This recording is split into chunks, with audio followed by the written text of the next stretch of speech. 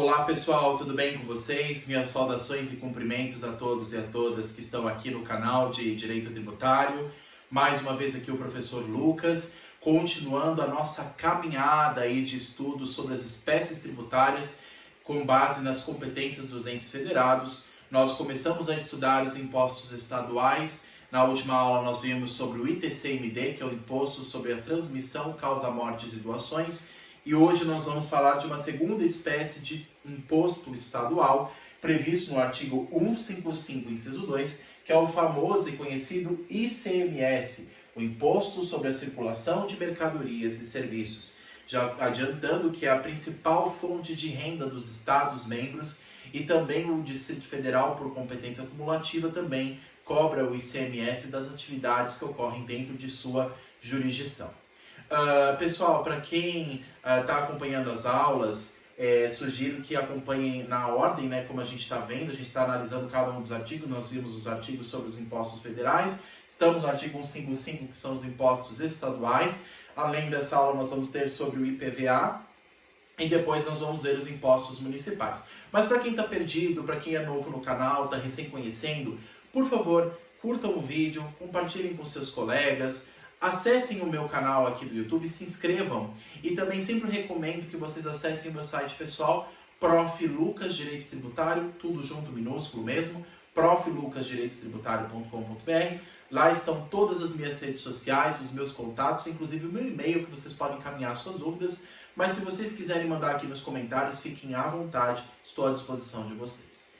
Vamos lá então, pessoal, falar um pouco sobre o ICMS, que é um imposto que é a principal fonte de arrecadação dos estados e também cobrado pelo Distrito Federal. Nós hoje vamos analisá-lo e lembrando, gente, que é uma matéria que é um pouco mais complexa, né? O ICMS, comparado aos impostos que nós temos para estudar, eu considero a matéria mais assim cheia de detalhes, mas lembrando que o objetivo desse canal não é para candidatos de concursos públicos, para quem quer estudar ICMS profundamente, né, com todos os detalhes sobre as suas alíquotas, sobre as suas leis, aí focando os concursos estaduais, focando os concursos municipais, aí este canal não é destinado para este público, embora pode ser que ajude. Aqui nós vamos estudar as leis gerais sobre o ICMS, com base também naquilo que cai no exame da OAB e também o que é geralmente cobrado em prova.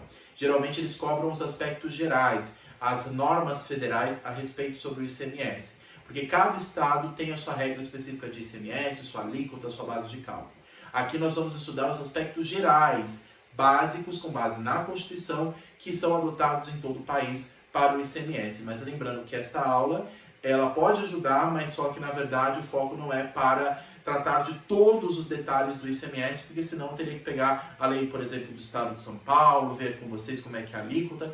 Eu trouxe aqui alguns exemplos, algumas considerações sobre cada estado, mas é uma matéria muito complexa, o ICMS, e se alguém desejar que eu trate com mais profundidade ainda, a gente pode produzir outros conteúdos. Esse conteúdo que eu estou fazendo aqui, pessoal, é para focar especificamente para o exame da OAB ou para as pessoas que estão recém conhecendo a matéria, tá? Mas existem outros detalhes que eu poderia falar de ICMS, mas não vou falar nessa aula, porque é uma matéria extremamente complexa, extremamente detalhada e que precisaria de mais blocos para isso, e aí o público que geralmente procura esses detalhes, geralmente é um público que foca em concursos públicos. Mas se tiverem interesse, eu posso produzir outros conteúdos a respeito. O objetivo desse canal é estudar especificamente a regra matriz e os aspectos gerais do ICMS. Vamos lá.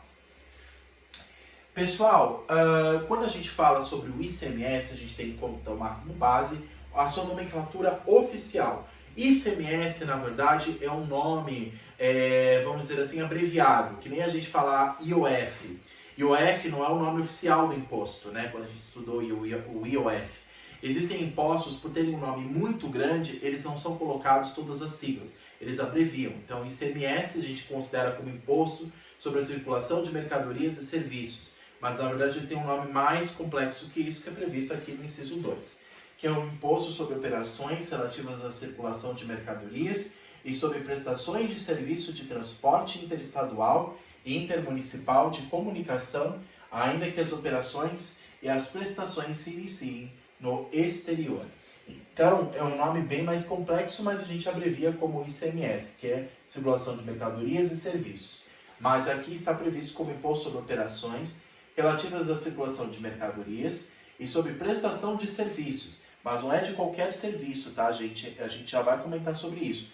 Não é qualquer serviço. Prestação de serviços de transporte interestadual e intermunicipal e de comunicação, ainda que as operações e as prestações se iniciem no exterior. Então, nós, quando falarmos sobre serviços, sobre ICMS, ele não se confunde com os serviços que nós vemos, por exemplo, para os impostos municipais, a exemplo do ISS. Existe uma diferença muito grande entre ICMS e ISS. Assim como nós vimos a diferença de ICMD, que é estadual, e ITBI, que é municipal, existe a diferença entre, no caso, o ICMS e o ISS. Assim como nós vamos ver a diferença entre o IPTU municipal com o ITR, que é federal. Então, assim, existem impostos que meio que se confundem, parecem ser a mesma coisa ou parecem que tratam quase sobre a mesma coisa e na verdade não, são bem diferentes. Então, a palavra serviço já é importante vocês terem em mente. Não é qualquer serviço. Os serviços que nós falamos para ICMS é diferente dos serviços que são disciplinados para o ISS, que é o imposto municipal. Mas como é que eu vou saber qual que é o imposto, qual que é o serviço que aplica-se ISS municipal ou qual que é o serviço que se aplica o ICMS estadual? Nós temos que olhar, isso a gente vai ver lá na frente, a lei complementar de ISS. A lei federal que trata de ISS, a lei que trata dos aspectos gerais de ISS, lembrando que o ISS é um imposto municipal, cada município vai tratar o seu ISS, mas existe uma norma geral que é tratada pela lei complementar de ISS. Essa lei tem uma lista taxativa de todos os serviços que são tributados por ISS. Os serviços que não estiverem previstos nessa lista, cabe ICMS. Então, lembrando que, quando a gente fala de serviços aqui, já é importante ter em mente, não são os mesmos serviços que são tributados no imposto municipal ISS. ICMS é estadual e geralmente é destinado, por exemplo, para transportes interestaduais, intermunicipais ou mesmo até relações comerciais, ainda que as operações e as prestações se iniciem no exterior, tá bom? Ele é um imposto fiscal, o ISS, né? O ICMS é um imposto fiscal. Ele é arrecadado para financiar os cofres públicos dos Estados-membros e também do Distrito Federal. Se aplica perfeitamente o princípio da legalidade e da anterioridade, anual e nonagesimal. Ele é um tributo mais rígido, se aplica todos os princípios a ele. Os serviços, como eu falei para vocês, né, quando fala ICMS, os serviços em que se incide o ICMS não são os mesmos em que se incide o imposto municipal ISS. Por exemplo, transporte interestadual ou intermunicipal e comunicação, esses são exemplos de serviço que cabe ICMS, porque aí foge inclusive da jurisdição dos municípios. Quando é entre municípios ou entre estados, cabe o ICMS. E bens, né, no caso, quando se fala sobre bens, né, que vai se tributar sobre as mercadorias, corpóreos e incorpóreos, inclusive energia elétrica. O ICMS, ele aplica-se a bens, seja incorpóreos, físicos, materiais, como também incorpóreos. E existe o ICMS que incide sobre a fatura de energia elétrica, tá? Então, podem ser bens corpóreos, materiais, factíveis, mas também podem ser bens incorpóreos, que são medidos, como no caso da energia elétrica, aí cabe a incidência de ICMS para o Estado que está prestando aquele serviço público.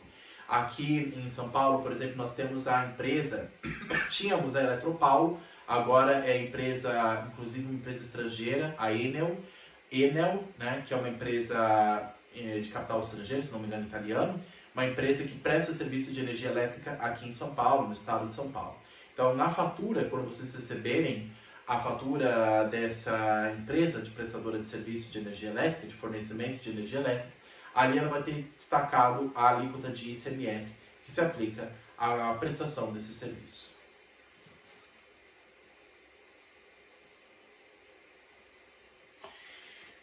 Serviços fora da lista da lei complementar de ISS, como eu falei para vocês, se aplica por exclusão o ICMS estadual distrital. Então, se não couber ISS, se aplica ICMS.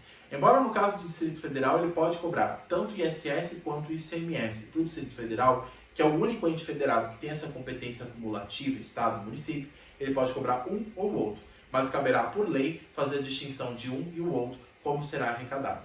Mas nos demais estados da federação, ou é o estado que cobra ou é o município que cobra. Como é que eu vou saber? A lista da lei complementar de ISS que nós vamos estudar lá na frente. Essa lista tem um rol taxativo, ou seja, ela não muda. Tem só os serviços que ali se cobra ISS. Se não tiver ali contemplado, aí por exclusão se aplica o ICMS estadual.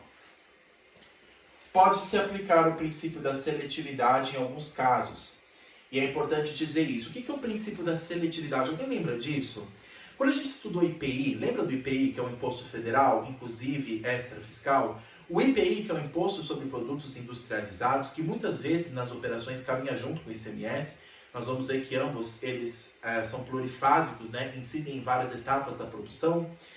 O IPI, que é um imposto federal, ele tem como característica obrigatória pela Constituição a seletividade. A Constituição, inclusive, diz que ele deverá ser seletivo. Mas quando fala de ICMS, ele poderá. Existe uma diferença muito grande entre deverá e poderá. O IPI é obrigatoriamente seletivo. O ICMS estadual, ele pode ser seletivo. E existem casos que o ICMS é seletivo? Sim. Ele é obrigatório? Não, não como o IPI. Mas se o Estado membro quiser tornar o ICMS seletivo, ele pode. Cite exemplos em que o ICMS é colocado de maneira seletiva. Quando que o ICMS é cobrado a mais de alguns produtos e menos de outros? Quando que isso ocorre? Exemplo, produtos de consumo quanto à sua essencialidade. Quanto mais essencial é o produto, menor será a alíquota de ICMS. Quanto menos essencial ou até nocivo para a saúde for o produto, maior será a alíquota de ICMS. Cite exemplos. Produtos da cesta básica são produtos mais essenciais. No caso, óleo, arroz, feijão, açúcar, produtos que são base da culinária, da alimentação do povo brasileiro, inclusive das pessoas mais vulneráveis, das pessoas que têm menor poder aquisitivo. Esses produtos que são de subsistência das pessoas, é claro que vai ter uma alíquota muito menor do que produtos considerados supérfluos, ou seja, produtos mais sofisticados, inclusive importados. Aí vai ter uma alíquota de ICMS maior. Agora, produtos prejudiciais vai ter uma alíquota mais alta ainda, até para desestimular o consumo, por exemplo, de cigarros e de bebidas alcoólicas, que fazem mal para a saúde. A bebida alcoólica, no caso, e o cigarro, por terem esse efeito nocivo à saúde, o Estado pode colocar uma alíquota de ICMS ainda mais alta, para desestimular o consumo desses produtos e estimular o acesso de produtos essenciais, inclusive facilitar o acesso a esses produtos, como no caso do produto da cesta básica. Arroz, feijão, açúcar, óleo, que são produtos que fazem parte da alimentação das pessoas. Agora, produtos supérfluos seriam produtos que até podem ser consumidos e não fazem mal para a saúde, mas que são não tão essenciais, produtos importados, por exemplo, queijo importado, vinho importado. O vinho já se encaixaria um pouco mais para os aspas prejudiciais, mas dos supérfluos também, produtos importados de roupas, inclusive, acessórios, não só de comida, né, mas consumos em geral. Então, com base da característica do produto, quanto mais essencial, menor a alíquota. Quanto menos essencial ou até prejudicial, maior será a alíquota de ICMS. Então, percebam que o ICMS pode ser seletivo, não é que ele vai ser seletivo como o IPI. O IPI é obrigatoriamente seletivo pela Constituição. O ICMS não em todos os casos, só em alguns casos quando o Estado quiser.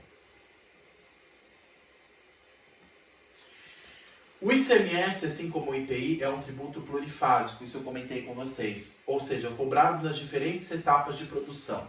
Quando a gente fala de produtos de consumo, né, tem toda aquela etapa, fabricação, a produção, por exemplo, produto de consumo em geral, aí você tem todo o processamento do produto até chegar na mão do consumidor. Então você tem a produção, você tem a embalagem, você tem a industrialização, você leva para a fábrica, depois a fábrica vai para o mercado, depois do mercado até chegar na mão do consumidor, são várias etapas. E em todas essas etapas, desde o fornecedor lá do início até o consumidor final, são várias etapas da produção e comercialização. E em cada uma dessas etapas incide, de maneira não cumulativa, o ICMS, assim como o IPI. Lembrando que são de competências diferentes, tá? IPI federal, ICMS estadual, mas ambos são plurifásicos.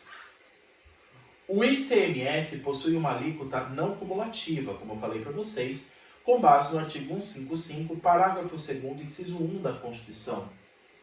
Então, não se aplica o princípio da cumulatividade para as alíquotas de ICMS.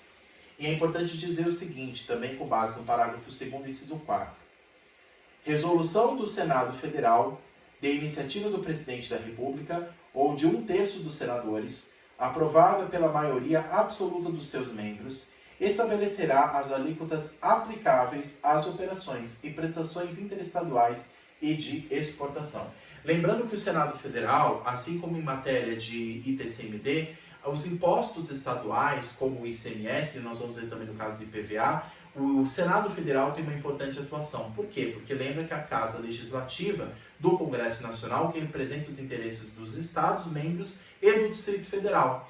Então, o Senado Federal, diferente da Câmara dos Deputados, que representa o povo, a população que habita aqui, o Senado, que representa os entes federados, no caso dos Estados e o Distrito Federal, é lá que vai caber estabelecer as alíquotas sobre essas diversas matérias, inclusive sobre ICMS. É claro que essa resolução será publicada pelo Senado Federal, mas será de iniciativa do Poder Executivo, no caso da Presidência da República, ou de 1/3 até mesmo dos senadores, aprovada por maioria absoluta dos seus membros, estabelecerá as alíquotas aplicáveis às operações de prestação interestadual, exemplo de transportes, e também de exportação. Pessoal, vamos estudar então a respeito do que nós nos propusemos na aula de hoje, né? Nós temos a finalidade de estudar isso, inclusive em todos os impostos, que é a RMIT, a Regra Matriz de Incidência Tributária, vem do cada um dos critérios: material, qual o fato gerador; espacial, aonde incide o ICMS; temporal, quando que se incide, quando é o momento da apuração; critério pessoal, quem é que cobra, quem é cobrado; e o critério quantitativo, qual é a base de cálculo e quais são as suas alíquotas. Quando a gente fala de critério material, no caso, o fato gerador em que incide o ICMS, nós precisamos também olhar, pessoal, não só a Constituição, mas coloquem aí eu acho que ficou muito extenso aqui, então eu recomendo que vocês acessem aí a Lei Complementar número 87 de 1996, também conhecido como Lei Candir. É a Lei Geral de ICMS. Lembrando que cada estado tem sua lei específica, mas a lei geral é estabelecida pela União, pela Lei Complementar 87 de 1996, que é chamada Lei Candir, que trata dos aspectos gerais para todas as aplicações de ICMS no país. Então, todos os estados, membros e o Distrito Federal devem observar as diretrizes dessa lei complementar. O artigo 2º dessa lei diz o seguinte: o imposto incide sobre operações relativas à circulação de mercadorias, inclusive o fornecimento de alimentação e bebidas em bares, restaurantes e estabelecimentos similares, os produtos de consumo que a gente mais identifica, prestações de serviço de transporte interestadual e intermunicipal por qualquer via de pessoas, bens, mercadorias ou valores. Então, se passa da jurisdição do município, se é um transporte intermunicipal entre 2 ou mais cidades, ou interestadual entre 2 ou mais estados, aplica-se o ICMS também. É uma das hipóteses de fato gerador de ICMS. Prestações onerosas de serviços de comunicação por qualquer meio, inclusive a geração, a emissão, a recepção, a transmissão, a retransmissão, a repetição e a ampliação de comunicações de qualquer natureza. Então, serviços de comunicação também incide o ICMS. Lembrando que serviço de comunicação é uma das hipóteses também de incidência desse imposto. Fornecimento de mercadorias com prestação de serviços não compreendidos nas mercadorias de prestações... voltando, inciso 4. Fornecimento de mercadorias de qualquer natureza com prestação de serviços não compreendidos na competência tributária dos municípios, né? Então, aquilo que não estiver na lista do ISS, os serviços, como eu falei para vocês, que não estiverem na lista taxativa da Lei Complementar de ISS, se aplica por no caso por exclusão, o ICMS. Fornecimento de mercadorias com prestação de serviços sujeitos ao imposto sobre serviços de competência dos municípios, quando a lei complementar aplicável expressamente o sujeitar à incidência do imposto estadual. Artigo 2º da Lei Complementar 87 de 96, a Lei Candir, que se aplica às diferentes hipóteses ali de incidência do famoso, no caso, ICMS, que é o imposto estadual e também distrital.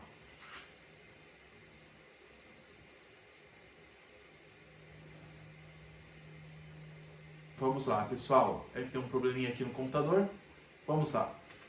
O parágrafo 1º ainda desse artigo, acho que agora ficou um pouquinho melhor para visualizar. O imposto ICMS incide também sobre a entrada de mercadorias ou bens importados do exterior, também, por pessoas físicas ou jurídicas, ainda que seja contribuinte habitual do imposto, qualquer que seja a sua finalidade.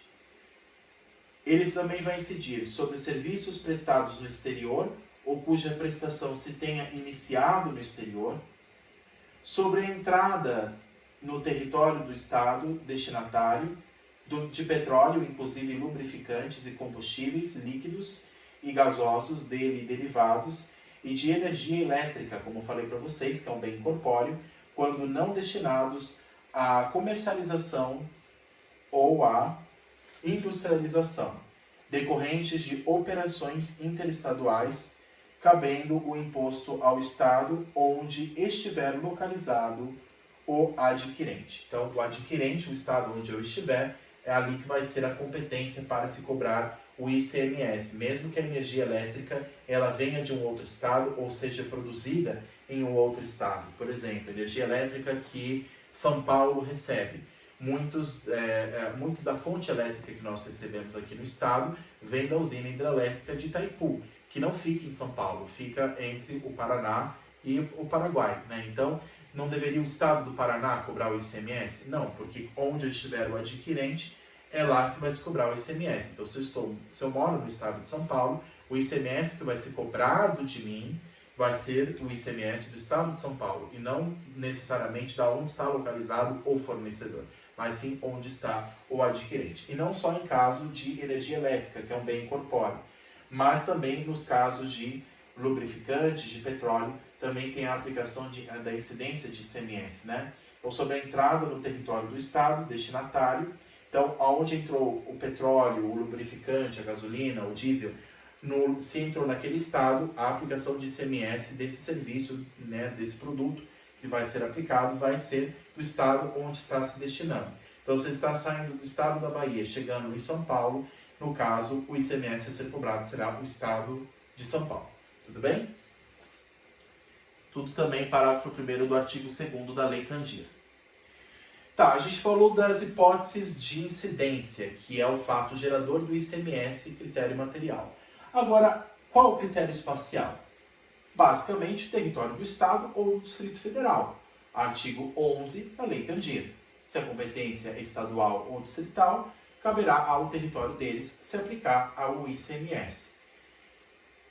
E qual o critério temporal? Quando que se faz a apuração do ICMS? Quando que começa a obrigação de pagar? Quando que começa, na verdade,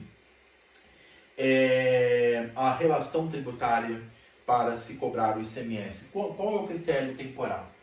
Lembrando, gente, que o ICMS, antes de falar propriamente do critério temporal, ele coloquei aqui que ele é sujeito ao lançamento por homologação. Lembra o que era o lançamento por homologação? O imposto de renda nós vimos. Também é sujeito ao lançamento por homologação. O que é?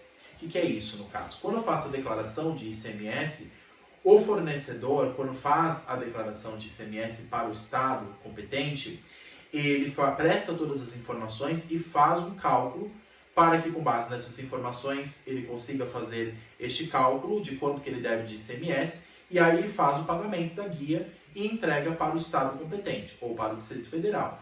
Se o Estado ou o Distrito Federal verificar que está correto, ele simplesmente homologa. É a mesma coisa que o imposto de renda.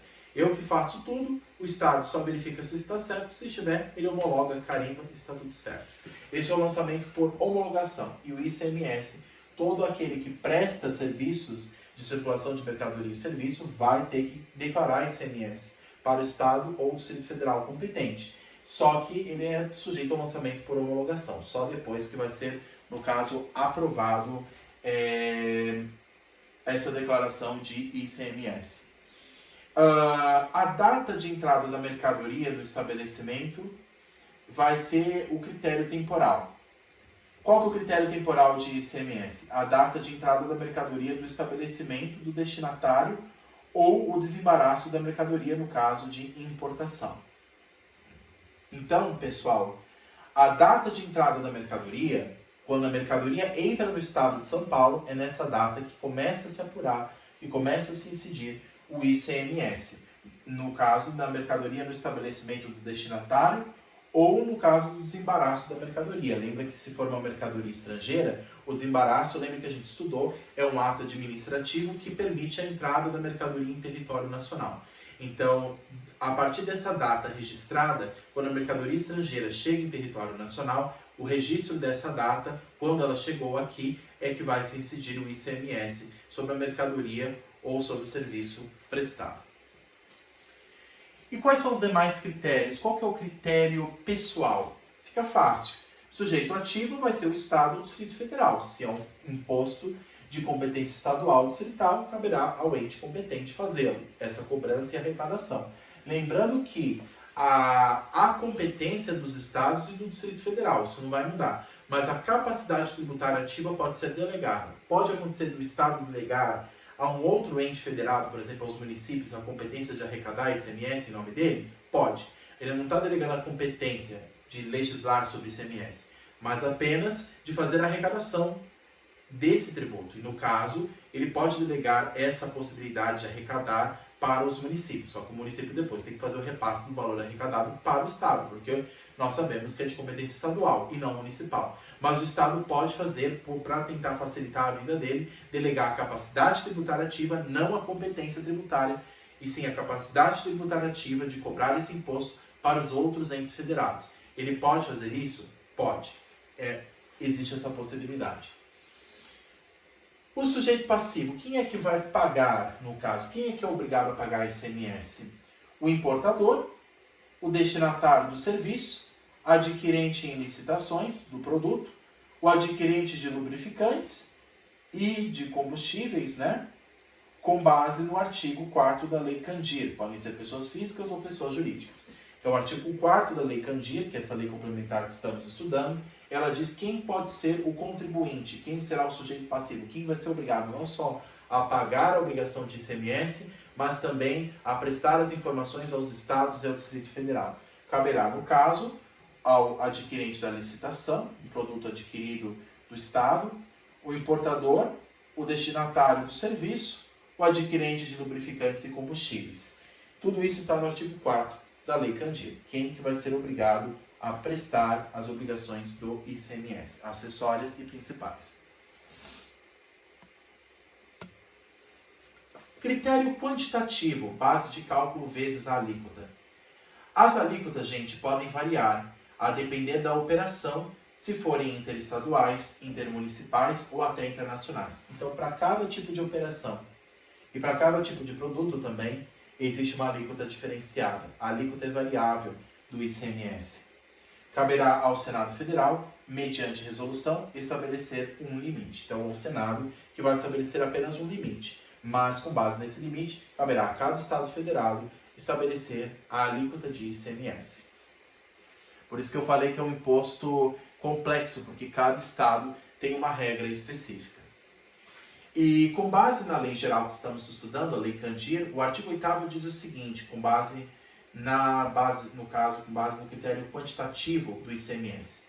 A base de cálculo para fins de substituição tributária será: qual será a base de cálculo?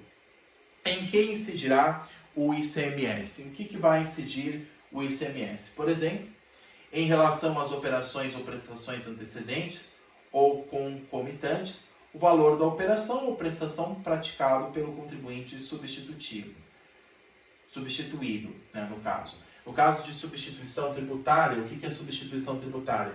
Quando um presta em nome do verdadeiro contribuinte a obrigação do ICMS. Então, por exemplo, no caso das relações de consumo, quem é que presta as informações do ICMS? É o consumidor? Não, é o fornecedor. Então, ele, por substituição tributária, por previsão de lei, ele, em nome de outra pessoa, faz esse serviço de arrecadação, no caso, de prestação do pagamento do ICMS e também da prestação das demais informações. Então, no caso de substituição tributária, ou seja, quando um substitui o outro, seja pessoa física ou jurídica, na prestação das informações tributárias, nesse caso, caberá, no caso, a incidência do ICMS em relação às operações ou prestações antecedentes ou concomitantes, o valor da operação, o montante da operação. Aí você aplicar o ICMS ou da prestação praticada pelo contribuinte substituído. Em relação às operações ou prestações subsequentes, obtidas pelo somatório de parcelas seguintes, o valor da operação ou prestação própria realizadas pelo substituto tributário ou pelo substituído intermediário, o montante dos valores do seguro, do frete e de outros encargos cobrados ou transferíveis aos adquirentes ou tomadores de serviços, e a margem de valor agregado, inclusive lucro, relativos às operações e prestações subsequentes. Então, basicamente o que ele está falando é qual que vai ser a base de cálculo. O valor da mercadoria, do bem que foi comercializado, ou do serviço prestado. Com base nesse bem, com base nesse valor, ou se não se tiver o valor exato, um valor estipulado pelo mercado daquele bem específico comercializado, se é um bem importado ou não, com base na regra geral, é que vai se aplicar a alíquota, com base na natureza do bem em que se aplica a alíquota, tá? Então, o artigo 8º da Lei Candir, ela estabelece uma regra geral, onde que vai incidir o ICMS em caso de substituição tributária, mas caberá a cada Estado-membro estabelecer em sua lei própria as regras específicas para a base de cálculo. As alíquotas podem variar de estado para estado, mas a média geral que se tem no montante é de 17% sobre a mercadoria comercializada. No caso de mercadoria, existe uma alíquota geral que se aplica que é de 17%, mas pode variar para mais ou para menos, no caso, dependendo do estado que a gente está falando. Mas esse 17% é uma alíquota geral para todos os estados. O convênio do CONFAS, que é o Conselho Nacional de Política Fazendária, pode, em conjunto com o Estado, alterar a alíquota. Então, com o convênio do CONFAS, que é o Conselho Nacional de Política Fazendária, eles fazem um convênio para poder fazer a alteração dessa alíquota, desde que, claro, respeitado o limite estabelecido pelo Senado Federal. O Senado vai estabelecer um limite, mas caberá a cada Estado aplicar essa alteração de alíquota em convênio com o CONFAS. A alíquota, no caso as alíquotas interestaduais, podem variar das alíquotas estaduais, então também tem essa variação. Pode ter alíquotas que sejam aplicadas para operações dentro dos estados, alíquotas aplicadas para operações entre estados, ou mesmo entre regiões. Uma alíquota de um serviço prestado entre o sul e o sudeste é uma coisa, entre o sul e o centro-oeste é outra, e assim pode variar de região para região, de estado para estado. Então, as alíquotas interestaduais variam e podem ser até maiores, muitas vezes são, do que as alíquotas de operações realizadas dentro do estado. Mais ou menos para vocês terem uma ideia, pessoal, eu peguei isso daqui do valor econômico desse ano de 2023, uma tabela geral de ICMS, isso é só para vocês terem uma base geral. Cada estado da federação aqui, alguns exemplos: Paraná, Maranhão, Bahia, Amazonas, Piauí, Rio Grande do Norte, Tocantins. E você tem uma variação de alíquotas de 17% para 19%, outra de 18% para 20%, outra de 18% para 21%, e tem até para 22% no caso do Sergipe. Então, para cada estado da federação, existe uma alteração de alíquota, mas todos eles devem respeitar as normas gerais e a resolução do Senado Federal. Mas como falamos aqui, nós não vamos estudar as leis estaduais. Eu apenas mostrei essa tabela para vocês terem uma noção básica de que, dependendo de cada estado, pode haver uma majoração de alíquota de ICMS. O IPI, que é um imposto federal, como nós vimos, não integra a base de cálculo do ICMS. Então não existe dupla tributação, não existe bitributação. IPI se aplica de uma forma e ICMS de outra, exceto se o adquirente do produto comercializado não ser o contribuinte. Então, Então, se for o contribuinte, aí ele acaba pagando tanto o ICMS e o IPI de maneira acumulativa. Mas, fora isso, um não integra a base de cálculo do outro para respeitar a competência de cada um. O IPI é federal e o ICMS estadual. O ICMS foi excluído da base de cálculo das contribuições sociais, da PIS e da COFINS, pela medida provisória 1159 de 2023. Inclusive, o Supremo Tribunal Federal, pessoal, é importante vocês saberem, ele afastou o ICMS da base de cálculo das contribuições sociais PIS e COFINS. Então, as empresas não são mais obrigadas a pagar o ICMS junto com a PIS e COFINS. Inclusive, também com base nisso, surgiu a nova medida provisória emitida pelo governo federal, a 1159 de 2023, que reforça esse afastamento do ICMS estadual, do PIS e COFINS, que são contribuições federais sociais. Pessoal, como eu falei, é uma matéria extremamente extensa. Apenas aqui tive o objetivo de trazer os aspectos gerais sobre a regra matriz de incidência do ICMS, mas se ficaram algumas dúvidas, fico à disposição, inclusive, no meu site, proflucasdireitotributário.com.br. Passem a dúvida de vocês aqui nos comentários. Como eu falei, essa aula é uma aula geral para os alunos que estão recém conhecendo a competência de cada ente federado, de como é que é, de maneira geral, cada um desses impostos. Então, essas aulas que eu estou tratando de regra matriz de incidência de cada um dos impostos previstos na Constituição, para sabermos dos aspectos gerais, para que na OAB vocês saibam. Eles não vão perguntar as regras específicas de cada estado na OAB. É mais para vocês saberem a regra geral e para vocês terem anotado aí também no VADMECUM o que vocês vão precisar, que é, entre elas, a Lei Candir, que faz parte também da matéria de ICMS. É basicamente essa aula para a gente estudar os aspectos gerais da regra matriz e, se quiserem, eu posso produzir outras aulas no futuro, falando especificamente de cada um dos critérios de ICMS. Tudo bem? Mas aqui é uma regra geral para servir para os próximos exames, tá bom, pessoal? Fico à disposição de vocês para esclarecer as dúvidas, se ficou alguma dúvida, se ficou alguma informação que faltou, por favor, me passem a dúvida de vocês aqui, curtam o vídeo, compartilhem com seus colegas e fico à disposição no que for necessário. Muito obrigado e até a próxima. Tchau, tchau.